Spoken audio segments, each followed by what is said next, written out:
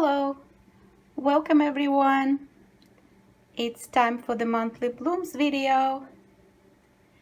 In this episode you'll see mostly my African violet standards and one semi-miniature, and in the second part I will show you the miniatures and most of the semi-miniatures that are blooming this month.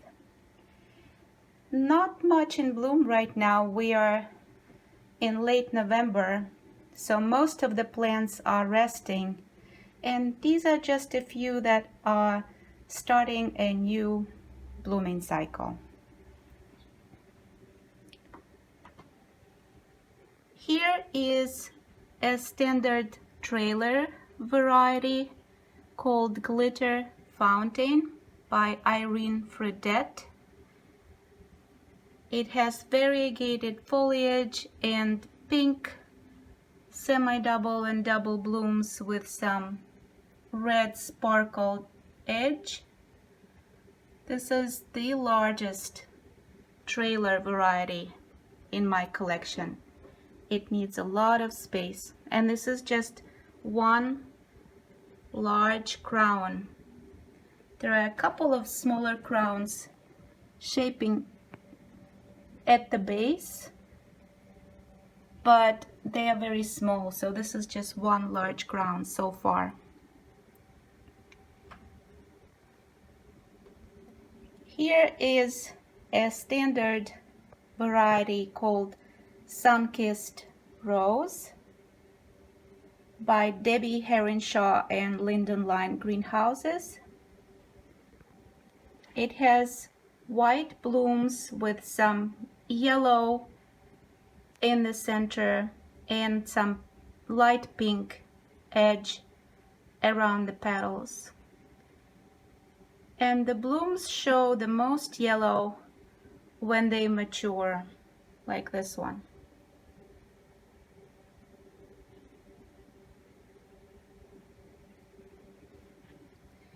Next to it is another standard variety called Blackhawk.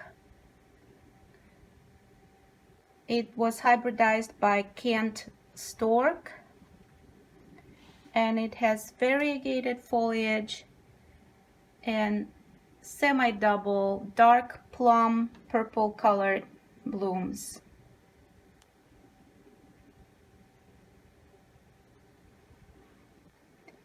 Here is another standard trailer called Ellie Gardner by Harris.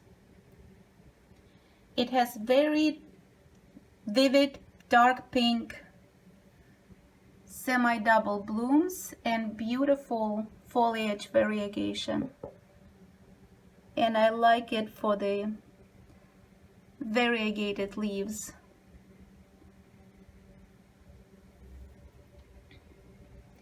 Here is the semi-miniature that I mentioned, and I included it on the shelf together with the standards because of its size. It grows almost like a small standard. It's called Max Voodoo Yodoo by George MacDonald. It has plain green leaves and beautiful dark red single pansy shaped blooms. Here is Rose Bouquet, a standard hybridized by Smith, and the first and middle initials of the hybridizer are GT Smith. It has beautiful mosaic variegation and rose-shaped pink double blooms. And next to it is a registered sport of Rose Bouquet called Watermelon Snow by Pat Addison. It has also the mosaic variegation, but the variegation color is white and I believe cream, and this one is pink and cream, or pink and white. and the color of the blooms are lighter than on the Rose Bouquet hybrid. Here they are next to each other.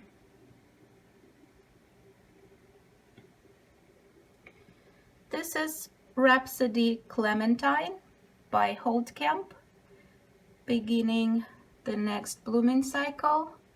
It has star-shaped blue single blooms and plain medium green leaves. I grew it from a leaf that I got from the official distributor of Optimaras in the United States, Ellie Gardner, and I'm very happy to have this variety in my collection. I've also seen a different kind of Rhapsody Clementine online and on different photographs that I found. Some of them had dark green foliage, and I also would like to find that strain of Rhapsody Clementine with dark green leaves. I think it's also very beautiful. Behind it is not an African violet, but its close relative. It's a Streptocarpus, and this is Bristol's Nightfall by Ralph Robinson. It has dark blue blooms with some yellow and black color in the center.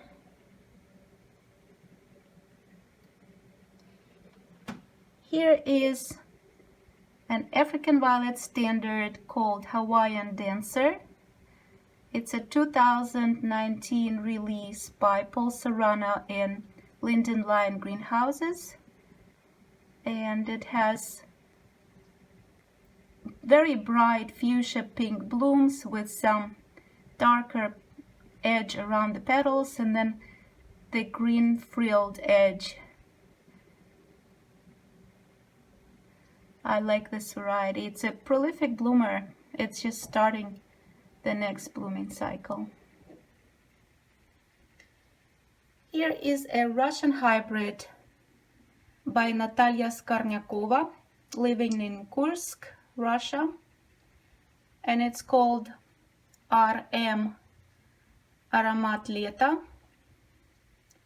and it translates as a scent of summer. This is just the first blooms that are opening in this blooming cycle. They are beautiful pink coral shade with some white. So they have a thumbprint pattern on the blooms. And I just recently found out, I read an interview with Natalia Skarnyakova, and the prefix in the names of her hybrids, RM, stands for her mother's first and middle initials, Raisa Mikhailovna, and I thought it was very touching. The hybridizer dedicates all of her hybrids to her mother.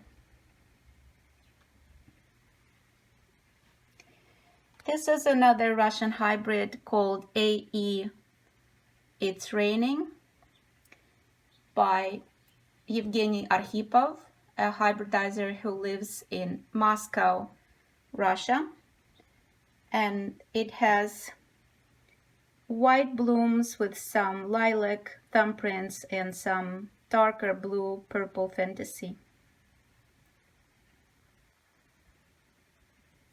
Right now, as it's cooling down, it shows more white in the blooms. This variety grows very easily. It's been not a fussy grower for me, and it just grows itself into a compact, relatively symmetrical rosette. Here I wanted to show you something interesting. These two varieties are the same kind, and I think one is a sport. So let me first show you a true blooming variety. It's called LE-Beryl Frost, or LE-Beryl Frost by Yelena Libetskaya. It's a hybridizer who lives in Vinnytsia, Ukraine. And so these are the true blooms here. They are white stars with some green edge, and they are semi-double. Here on this plant, you also can see the effect of the overexposure to light, because it started growing tight leaves in the center, trying to protect itself from the excessive light.